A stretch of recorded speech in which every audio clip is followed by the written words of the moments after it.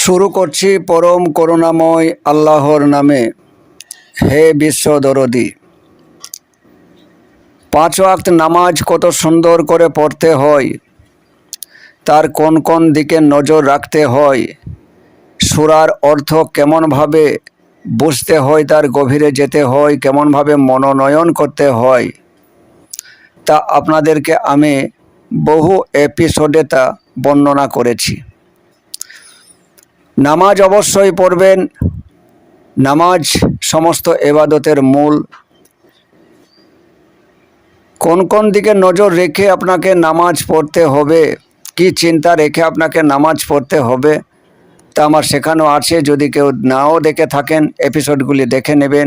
নামাজের নিগুড় রহস্য আপনারা সেখানে পেয়ে যাবেন।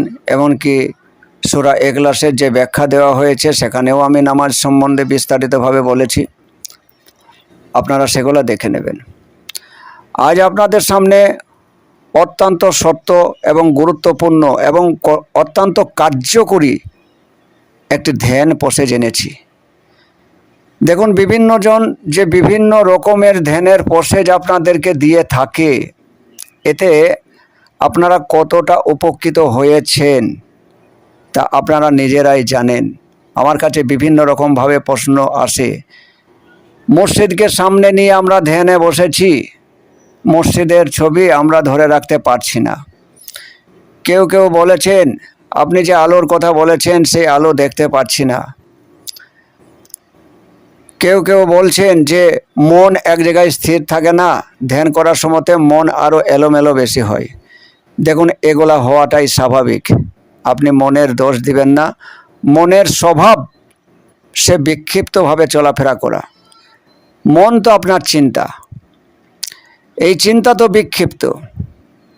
প্রত্যেক 9 সেকেন্ড অন্তর অন্তর সে বিক্ষিপ্তভাবে বিভিন্ন ধারে ছড়িয়ে যায়। কিন্তু এই বিক্ষিপ্ত জিনিসগুলিকে যখন এক জায়গায় কেন্দ্রীভূত করা হয়, তখন তার পাওয়ার অত্যন্ত বৃদ্ধি পায়। সেই বিক্ষিপ্ত মনকে কেমনভাবে এক জায়গায় কেন্দ্রীভূত করা যায়, সে প্রসেস আপনাদেরকে আমি শেখাবো। অত্যন্ত একটি গুরুত্বপূর্ণ এপিসোড হতে চলেছে। আপনারা ধৈর্য হারাবেন না। আজ মূল্যবান তথ্য আপনাদের জীবনে আপনারা পেয়ে যাবেন। দেখুন, সূর্যের আলো পৃথিবীতে আসছে বিক্ষিপ্তভাবে। যখন একটি আতশ কাঁচ সূর্যের ওই বিক্ষিপ্ত আলোকে একটা বিন্দুতে পরিণত করতে পারে, সূর্যের বিক্ষিপ্ত আলোক শক্তিকে বা সূর্যের বিক্ষিপ্ত তাপ শক্তিকে যখন ওই আতশ কাঁচ দ্বারাই একটা বিন্দুতে পরিণত করা যায়, একটা বিন্দুর মধ্যে দিয়ে প্রবেশ করানো যায়, দেখবেন ওই তাপে আগুন ধরতে বাধ্য হয়। ঠিক তদ্রূপ আপনার আমাদের সকলের যে বিক্ষিপ্ত মন, আমাদের বিক্ষিপ্ত চিন্তা, এই বিক্ষিপ্ত চিন্তাকে বা বিক্ষিপ্ত মনকে যদি একটি বিন্দুতে কেন্দ্রীভূত করা যায়, এতই পাওয়ার সার আসে। দেখুন, মনের সমান গতি বা মনের মতো এত পাওয়ার কোনো জিনিসের নাই। আপনি আর কলকাতায় যাওয়া আছে, আপনার 1 সেকেন্ড লাগবে না, আপনি বাড়িতে বসে কলকাতার সেই দৃশ্য আপনি দেখে নিতে পারেন। আপনার দিল্লির দৃশ্য আপনি দেখে নিতে পারেন। যত বড়ই দূর হোক, তাহলে বুঝুন এই মনের গতি কতটা। আপনি কি আপনার যে চোখ আছে এই চোখ দিয়ে দেখছেন? না, আপনি চিন্তা দিয়ে দেখছেন। এই চিন্তাকে বা এই মনকে আমরা এক জায়গায় করতে পারছি না কেন? অবশ্যই এক জায়গায় করতে পারবেন, তার প্রসেস আমি অবশ্যই আজ দেব। দেখুন, এই ধ্যান কি? ধ্যান ছাড়া তো আমরা কেউই থাকি না। কোনো না কোনো ধ্যানে আমরা পড়ে থাকি, না হলে আমরা ভুলে যাই কেন? যে কাজ করব বা যে কাজ করার কথা কাউকে দিয়েছি আমরা ভুলে গেছি। এমনকি বাজারে কোনো মাল আমরা আনতে গিয়েছি, বাজারে কোনো জিনিস কিনতে গিয়েছি, আমরা কাগজ কলমে লিখে নিয়ে যাই কেন? ভুলে যাব। এই ভুলে যাওয়ার কারণটা কি? ভুলে যাওয়াটাই তো আপনার চিন্তা, আপনার ধ্যান। মন কোনো না কোনো গতির মধ্যে অন্য কোথাও ছুটে যায়, এই কারণেই তো আমাদের ভুল হয়ে যায়। আইজাক নিউটন বিশ্রাম নেওয়ার জন্য আপেল তলায় এসে বসলেন। সামনে আপেল পড়ল, প্রশ্ন জাগলো, আপেলটি মাটিতে পড়ল কেন? চতুর্ধারে ফাঁকা জায়গা আছে, কোথাও গেল না কেন? নিজেকে নিজেই প্রশ্ন করলেন, মাটিতে আসলো কেন? এই যে প্রশ্ন সামনে দাঁড়িয়ে গেল, মাটিতে আসার কারণ কি, এর উত্তর লাগলেন খুঁজতে। আর এর উত্তর খোঁজাটাই হচ্ছে ওনার জীবনের ধ্যান। কেন মাটিতে এলো? বারবার প্রশ্ন অন্তরে, কেন মাটি এলো, কোন শক্তি টানলো? তাহলে এই উদাহরণগুলো শোনার পর আপনারা কি বুঝতে পারছেন কত গুরুত্বপূর্ণ, কত নিখুঁত জায়গায় আজ আমি আলোচনা করতে যাচ্ছি? যে মসজিদের ছবি ধরে, বর্জক ধরে আমরা যে ধ্যান করছি, বা বিভিন্ন রকমের জিকির নিয়ে আমরা যে ধ্যান করছি, কলমা নিয়ে আমরা যে ধ্যানে বসছি, এই ধ্যানের কোনো ফলাফল আমরা পাচ্ছি না কেন? আসলে মনটাকেই তো আমরা স্থির রাখতে পারছি না। বিক্ষিপ্ত মনকে একটা জায়গায় তো আমরা কেন্দ্রীভূত করতে পারছি না। এই মনকে কিভাবে আমরা কেন্দ্রীভূত করতে পারি, এই প্রসেসটা এবার আমরা জানি। আপনার সামনে যে কোনো একটি প্রশ্ন খাড়া করুন। ধরুন আপনার জীবনে অশান্তি চলছে, আপনি শান্তি পাচ্ছেন না, এর সমাধানের প্রয়োজন আছে। আপনার কাছে এখন প্রশ্ন এটাই, আমি শান্তি পাচ্ছি না কেন? আমার জীবনে এত অশান্তি কেন? এটাই তো আপনার প্রশ্ন হওয়া উচিত। তাহলে আমি শান্তি পাচ্ছি না কেন, এই অশান্তির মূলে কি বসে আছে? আপনি ধ্যানস্থ হন। এই প্রশ্নের উত্তর খুঁজতেই আপনি ধ্যানস্থ হন, যে আমার অশান্তির মূলে কি দাঁড়িয়ে আছে, এই অশান্তির জন্য আমি কতটা দায়ী। নিজেকে খুঁজুন, নিজেকে।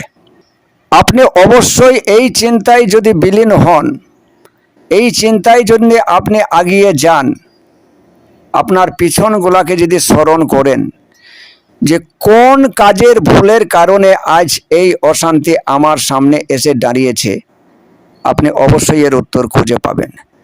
আপনি অন্য কাউকে দোষারোপ করবেন না, যে অন্য কেউ এই ক্ষতি করে দিয়েছে, সেখানে আবারও প্রশ্ন দাঁড়াবে সে ক্ষতি আপনার করলো কেন? আপনি নিজেকে প্রশ্ন করুন, আমার কোন দোষের কারণে, কোন ভুলের কারণে, কোন অজ্ঞানতার কারণে এই অশান্তিকে আমি ডেকে এনেছি?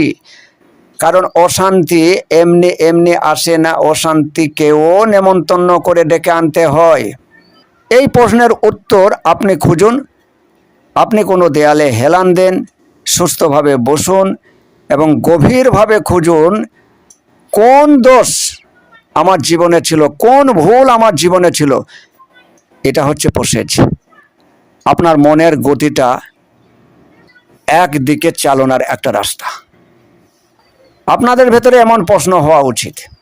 আল্লাহ কোরআনে বলল, ওয়াহুয়া মায়াকুম আইনামা কুনতুম, অর্থাৎ আল্লাহ বলছে তোমরা যেখানেই আছো আমি সেখানে আছি। আপনাকে চোখ বুজে ধ্যান করতে হবে না, চোখ খোলা রেখে ধ্যানে বসুন। চোখ খোলা রেখে আপনি চিন্তা করুন, আপনার চিন্তার গতিটা যেন একটা কেন্দ্রীভূত জায়গাতে যায়। কারণ এই বিক্ষিপ্ত চিন্তা একটা কেন্দ্রীভূত জায়গায় গেলে সে অত্যন্ত শক্তিশালী হয়ে ওঠে, এবং সেই শক্তিশালী পাওয়ার আপনার প্রশ্নের উত্তর দেওয়ার জন্য বসে আছে।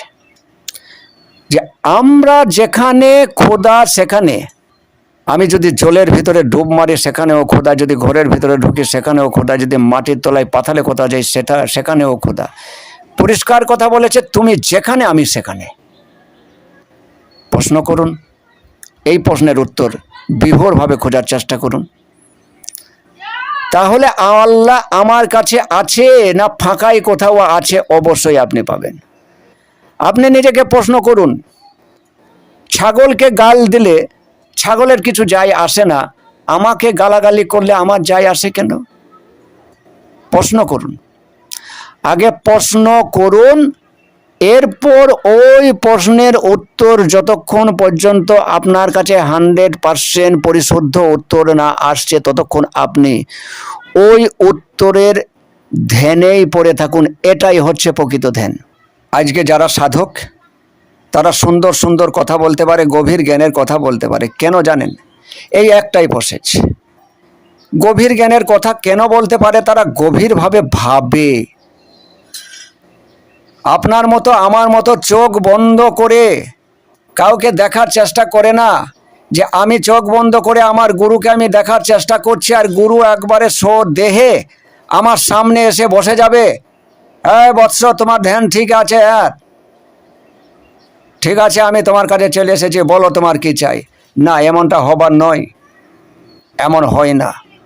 আপনার গুরু আপনার বিবেক স্বরূপ আপনার মধ্যে স্থাপিত হয়ে আছে, আপনার অন্তর্যামিনী সে। আপনি যা জানেন সে তা জানে। এই জ্ঞানের গভীরে যাওয়া, এটাই ধ্যান। আর এই প্রশ্নের উত্তর যতক্ষণ না পাই ততক্ষণ যারা ওই প্রশ্নের উত্তর পাওয়ার জন্য ব্যস্ত হয়ে থাকে, তারাই হচ্ছে ধ্যানী, তারাই হচ্ছে সাধক, তারাই পায় গভীরতা, তারাই পায় সত্যের সন্ধান। আপনি প্রশ্ন করুন, এই পৃথিবীর বুকে আমি এত ছুটে বেড়াচ্ছি কেন?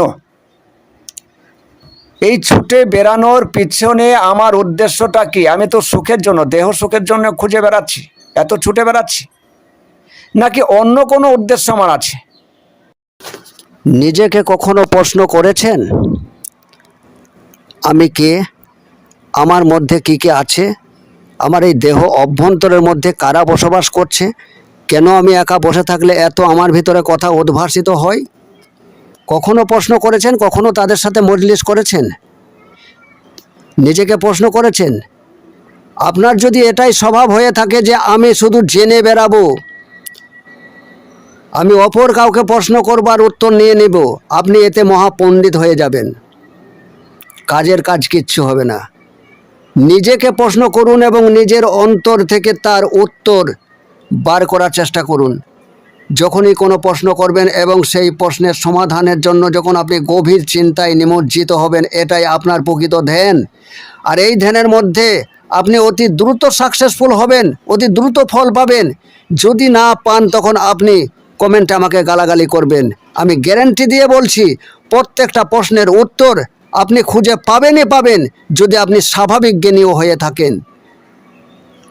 আর যদি অলৌকিকে বিশ্বাসী হয়ে থাকেন, যে কেউ ইচ্ছে করলে আকাশের বৃষ্টি বন্ধ করে দিতে পারে, কেউ ইচ্ছে করলে পরে পূর্ব দিকে সূর্যটাকে পশ্চিম দিকে উদিত করাতে পারে, কেউ ইচ্ছে করলে আকাশে উড়ে উড়ে আমার বাড়িতে চলে আসতে পারে, যদি এই অন্ধবিশ্বাস, এই ভণ্ডামি আপনার ভিতরে যদি থাকে, এই অলৌকিকতাই যদি আপনাদের বিশ্বাস হয়ে থাকে, তাহলে আমি বলবো আপনি অজ্ঞানী। আপনি এই জগৎ থেকে সরে যান, আপনার দ্বারাই কিচ্ছু হবে না। ধর্ম অতি বাস্তব, ধর্ম বিজ্ঞান চেতনা বোধ, ধর্ম অতি সত্য। ধর্মের চোখ আছে, সে স্পষ্ট দেখতে পায়, যাকে বলা হয় দিব্য নয়ন, যা দেখে তা সত্য দেখে। আর আমাদের এই দু চোখ, আর কোথায় বা বলবো আপনাদের কাছে, এই দুই চোখ মিথ্যা ছাড়া আর কিছুই দেখায় না। এই জগৎটাই মিথ্যা। তাই জগৎ যখন মিথ্যা, আপনিও মিথ্যা, আমিও মিথ্যা, আমাদের জন্মও মিথ্যা। আপনি দেখেননি আপনার জন্ম শুধুমাত্র একটা কামের ফসল? এই মিথ্যাকে যে ধরতে না পেরেছে, এই প্রশ্ন যার ভিতরে না ঢুকেছে যে জগৎ তো মিথ্যা, কেমনভাবে মিথ্যা, সে কিভাবে আমাকে প্রলোভন দিচ্ছে? সত্যিই কি সে আমাকে আল্লাহর রাস্তায় যেতে দিচ্ছে না আমার পথে বাধা সৃষ্টি করছে? প্রশ্ন করুন, উত্তর খুঁজুন, নিজের মধ্যে উত্তর খুঁজুন, নিজেকে জাগান, নিজের বিবেককে জাগান, নিজের জ্ঞানকে জাগান, নিজের উচ্চ চেতনাকে জাগান। কি অন্ধকারে বসে বসে ধ্যান করবেন? আলোর জ্যোতি দেখবেন? আপনার মুর্শিদকে দেখবেন? কি হবে দেখে? আপনার মন বিক্ষিপ্ত অবস্থায় আছে, বিক্ষিপ্তই থাকবে। আর এই আজীবন আমাকে প্রশ্নই করতে হবে, আমি তো ধ্যানে বসছি, আমি তো আমার মনকে ঠিক রাখতে পারছি না, আমি তো কিছু দেখতে পাচ্ছি না। এই প্রশ্নই আজীবন আপনাকে করে যেতে হবে। অতএব আমি যা বলছি এটাকে আগে শুনুন। যে কোনো বিষয়ে আপনি প্রশ্ন তুলুন এবং সেই প্রশ্নের নিজের মধ্যে তুলুন এবং ওই প্রশ্নের উত্তর আপনি নিজেই খুঁজে বার করুন। যতদিন উত্তর না পেয়েছেন ততদিন পর্যন্ত আপনি ছাড়বেন না। এটাই হয়ে উঠুক আপনার প্রকৃত ধ্যান। আজ এখান থেকেই থাক। খোদা হাফেজ।